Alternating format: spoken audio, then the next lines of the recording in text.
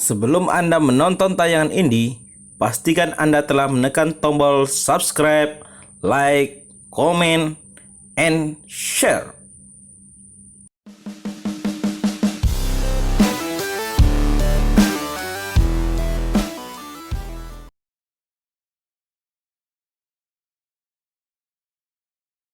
Assalamualaikum warahmatullahi wabarakatuh. Salam hangat, salam semangat untuk para pecinta Sriwijaya FC di Sumatera Selatan. Pada kesempatan ini saya menyampaikan beberapa poin tentang hasil rapat yang kami lakukan beberapa hari yang lalu dengan manajemen Sriwijaya FC.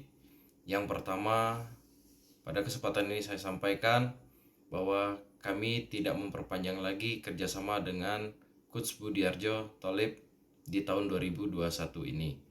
Terima kasih kepada Coach Budi yang telah sama-sama membangun Sriwijaya FC di tahun 2020. Selanjutnya, kami manajemen Sriwijaya FC menargetkan untuk mendapatkan pelatih dengan lisensi A-Pro atau AAFC. Kami mohon dukungan para supporter, para masyarakat Sumatera Selatan. Semoga apa yang kita inginkan untuk membawa kembali lagi Sriwijaya FC ke Liga 1 di tahun 2022 akan tercapai.